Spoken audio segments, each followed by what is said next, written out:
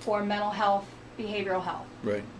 If it comes through emergency response and ends up continuing somewhere on the continuum of child welfare services, then it goes into our foster care, behavioral health expansion teaming process. So it's that, which I'm a part of that team, but then my colleagues on a specific mental health team will always get that case. But you kind of have a triaging system Yeah, up front to say, that's why I was saying this path, that path, Yeah. another Yeah. path would be more appropriate for this particular child and family. So there's, now, are you the only one who does this in the mental health related unit? I'm the only differential responder in the emergency response unit of child welfare. And yeah. you've been there since the beginning. I started in March of No. 2007. No, she Who, hasn't. who did you replace somebody who was in that role? No. When No. we initially started, it was just public health. We also have Who one was in that guy? nursing. Oh, Sheldon. Sheldon. Sheldon. A guy? There were two. He didn't- handful. He didn't last long. We had Sheldon, and then we had Marianne for FFT, and then we had Martin for permanency planning. Right, he was with foster care. Right, and then I came on. So there were initially 4 of us. Okay. So, and what kind of preparation did you have? So somebody must have said, here you are in your new job, it's a differential response job, and let me tell you about differential response, and let me prepare you for this. No. No. Okay. My colleagues had a very brief, this is the overall what we want you to do. We're going to have you roll it out, and there was a lot of trying to figure out how to best do that and team with child welfare because the scopes of practice were different. Right. And I think then there's still, and I joined them, and there's still a core of us. Martin is still doing it. I'm still doing it. Marianne is still doing it. We're the 3 originals Right. still there. And so now that we have a better handle on what we're looking at after this time frame, then our team is growing, and we're kind of sharing that.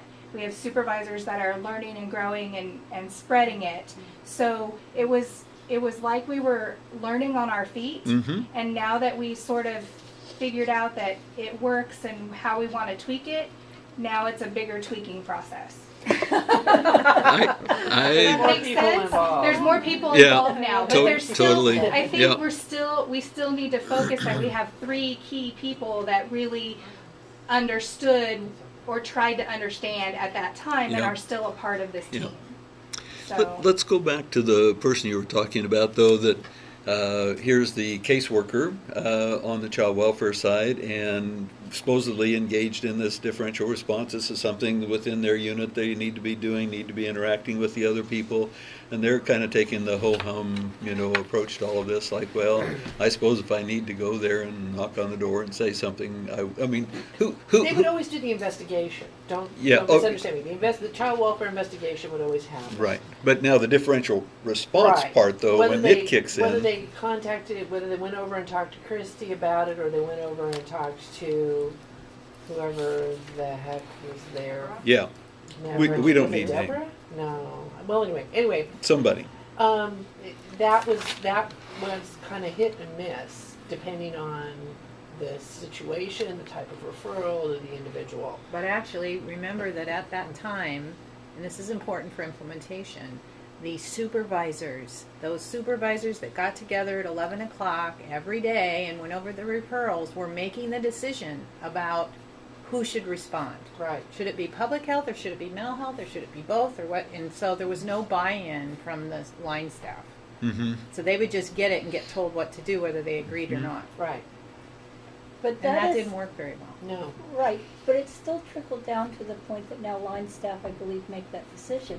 Right. Yeah. but When we we had to changed do it. and the process in doing that from the line staff view is that we had to learn each other's lingo, and we had to also, not that we don't respect each other as colleagues, but we had to start really focusing on the respect of our scope of practice, because social workers are MSWs, And clinicians are MSWs, MFTs, we all have this level of education, but Right. it doesn't, that's not what matters. So it's not a, well, I'm better than you, or I do this, law. It was some a, initial territorial. let's kind of, let's work through the territory and let's look at scope of practice and how we're colleagues together.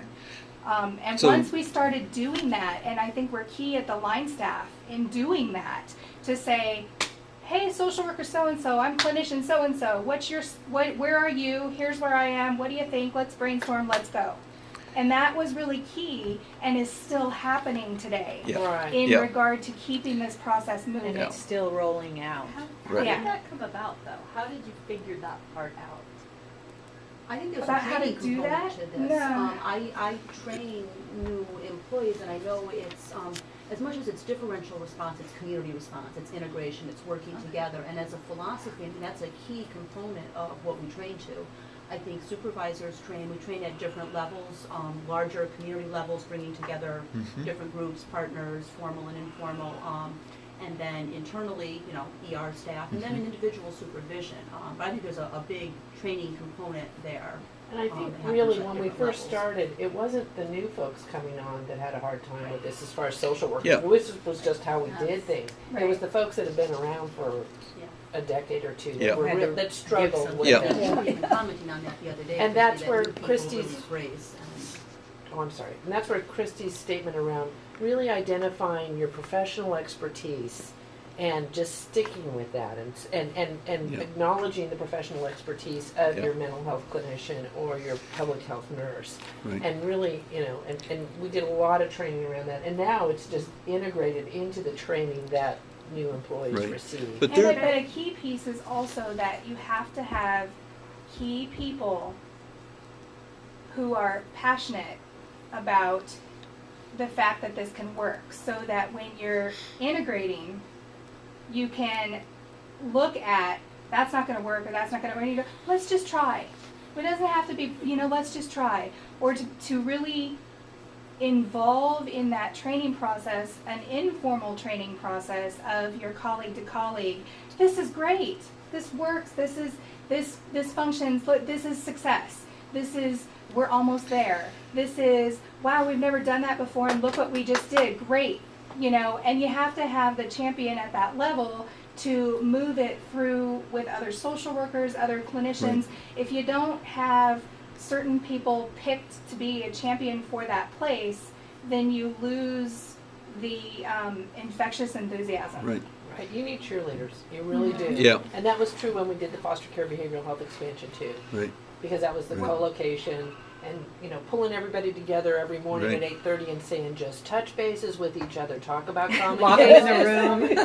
Everybody needed it. I would run around this floor and go, it's 8:30, it's 8:30. You needed coffee and donuts. See, that was it. We did do that.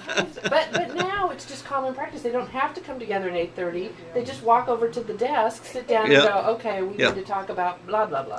But let's go back though to the one though where you have, and maybe even still today, an occasional caseworker who is not bought into this, who's just going to go through the motions, who is not going to be accomplishing, not going to share the enthusiasm that we have around the table. Who is there to notice that and to do something about it, take some action? Well, there's. Oh, go I ahead. think that's a supervision issue. I think that's an individual You usually supervisor's hear about work it though as a for- supervisor. You hear about it mainly, not necessarily. Well, you might get cues from the individual. I mean, they might be telling you definite things that, but you also hear about it from the peers because the folks that are doing it and it is working Right. feel that everybody should be doing Yeah. it. It's a team thing. You feel the difference. The other team members will typically come up to a supervisor and identify that, one of the team members doesn't seem to be fully engaged. But you can't And- rely on that happening. I think it is a supervisor issue. We also have data that, I talked about our strong team of analysts. They do a lot